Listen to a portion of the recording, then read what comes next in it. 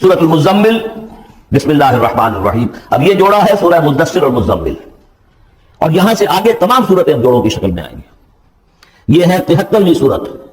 تو 28 صورتیں ابھی جو ہے وہ موجود ہیں، اور اس کی اور پھر 14 اور، تو گویا کہ 35 صورتیں جو ہیں، کیونکہ 114 ہے کل صورتیں. یہ جتنی بھی آئیں گی اب 36 صورتیں، یہ سب کی سب جو ہیں یہ جوڑوں کی شکل میں. یا ایھا المزمل یا ایھا المدثر، بالکل ایک طرح سے انداز. یا ایھا المزمل، اے کمبل میں لپٹ کر لیٹنے والے، صلی اللہ علیہ وسلم. فداہ آباؤنا و امہاتنا قم اللیل الا قلیلا، کھڑے رہا کرو رات کو سوائے اس کے تھوڑے سے حصے کے. قیام اللیل کی حقیقت یہاں سمجھ لیجئے. حدیثیں سنتے ہیں آپ جمعوں کے اندر، سب نے سنی ہوگی. من قام رمضان ایمانا واحتسابا، اب وہ قیام کیا ہوتا ہے؟ 1 گھنٹے کا. تراویح 20 پڑھی گئی، بلکہ عشاء سب ملا کے 1.5 گھنٹے میں فارغ ہو گیا. قیام اللیل کا نصاب یہ ہے. من قام رمضان ایمان، وہ تو حضرت عمر نے بہت بڑا صحیح فیصلہ کیا کہ عوام کے لیے جنہیں اینٹیں دھونی ہے، کسی چلانی ہے، ان کے لیے ممکن نہیں ہے. لیکن خاص طور پر جنہیں اللہ نے سہولت دے دی ہو، جو ہر سال 1 مہینے کی چھٹی لے سکتے ہیں، بجائے وہ سیر کرنے کی چھٹیاں لیں، وہ 1 مہینے کی چھٹی لیا کرے نا رمضان کی. قیام اللیل سے صحیح طور سے اس کی برکات سے مستفید ہوں، راتوں کو جاگیں. یا ایھا المزمل قم اللیل الا قلیلا، کھڑے رہا کرو رات کو سوائے اس کے تھوڑے سے حصے کے. نصفہ، آدھا اس کا، او انقص منہ قلیلا، یا اس میں سے کچھ کم کر لیں یعنی تہائی. او زد علیہ، یا اس میں بڑھائی ہے یعنی 2/3. ورتل القرآن ترتیلا، اور ٹھہر ٹھہر کر رک رک کر قرآن پڑھتے جائیں. قیام اللیل کے ساتھ اصل ہے قرآن. چنانچہ اس کے بعد جب اس کا خلاصہ نکال دیا گیا قیام اللیل کا، تہجد کی نماز تو اب مختصر کر دی گئی. جب فرض نمازیں آ گئی تو قیام اللیل اب ختم ہوا، اب وہ تہجد کی نماز ہے. ومن اللیل فتہجد بہ، اس قرآن کے ساتھ تہجد. یہ نہیں کہ وہ تو اب یاد ہی نہیں قرآن، تو چند صورتیں ہیں وہ 8 رکعتیں پڑھی اور پھر بیٹھ گئے کسی اور طرح کے ذکر میں، وہ تہجد نہیں ہے. قرآن کے ساتھ اس کے لیے قرآن یاد کرو. رتل القرآن ترتیلا، ترتیل کہتے ہیں ٹھہر ٹھہر کر ایک لفظ پر غور کرتے ہوئے قرآن کو پڑھنا. انا سنلقی علیک قولا ثقیلا، ہم عنقریب آپ پر ایک بہت بھاری بوجھ ڈالنے والے. اس سورہ مبارکہ کی ابتدائی آیات جو ہیں غالباً 9، یہ تیسری وحی ہے جو محمد عربی صلی اللہ علیہ وسلم پر آئی ہے. اور جو چوتھی وحی آئے گی وہ سورہ مدثر میں ہے، جس میں حکم ہے تبلیغ کا. وہ بھاری وزن آنے والا ہے آپ کے کاندھے پر، اب آپ کو تیاری کر لینی چاہیے. تیاری کیا ہے؟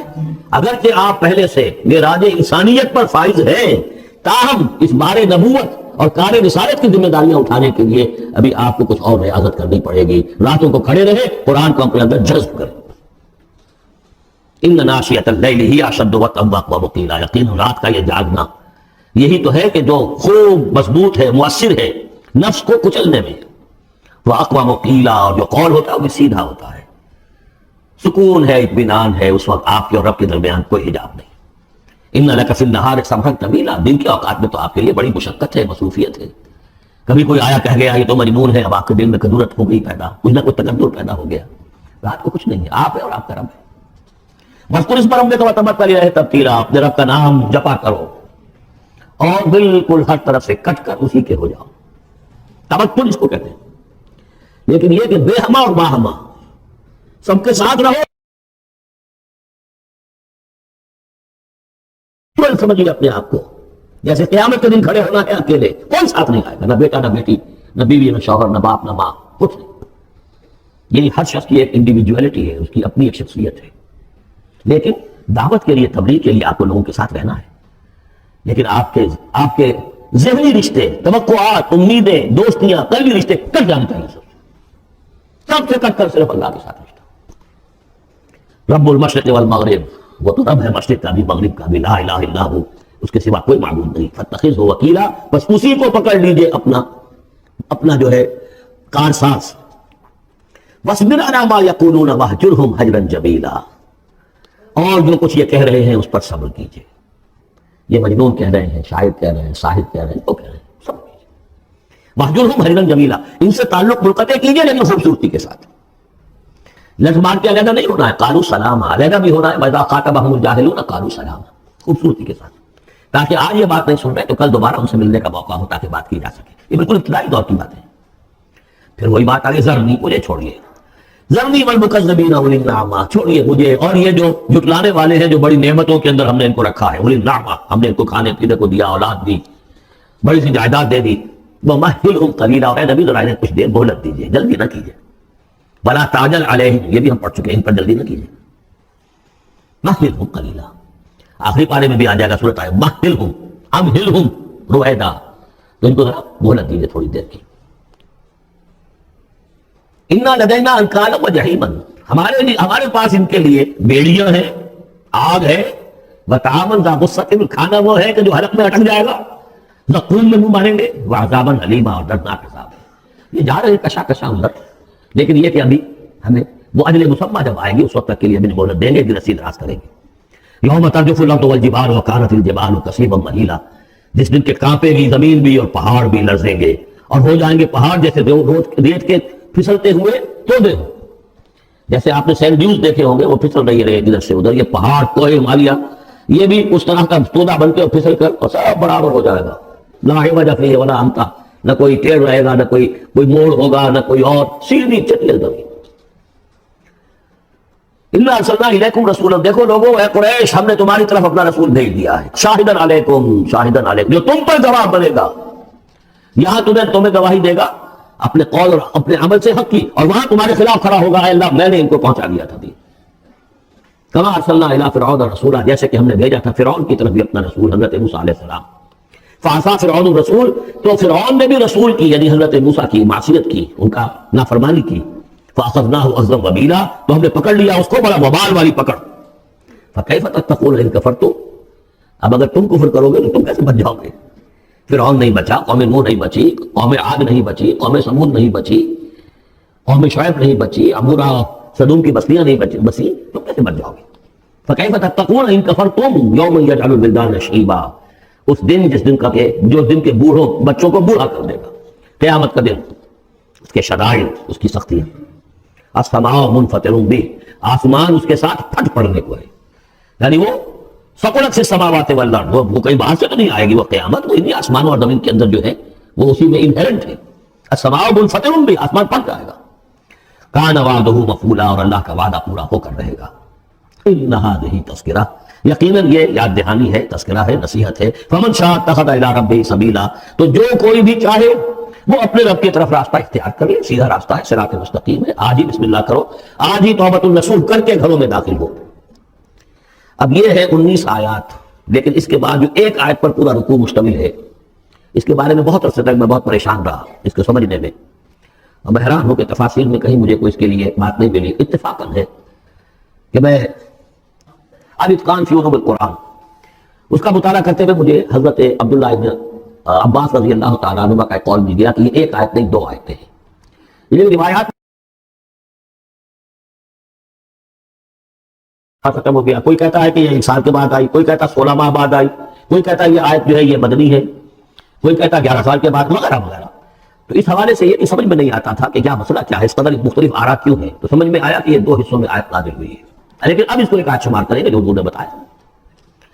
ان ربک یعلم انک تقوم ادنی من ثلثی اللیل ونصفہ وثلثہ وطائفۃ من الذین معک، اے نبی آپ کا رب جو ہے جانتا ہے کہ آپ بھی کھڑے رہتے ہیں تقریباً 2/3 رات اور نصف رات اور رات کا تہائی حصہ، وطائفۃ من الذین معک، اور یہ کہ آپ کے ساتھ بھی جو جماعت ہے ان میں سے لوگ آپ کے ساتھ کھڑے رہتے ہیں.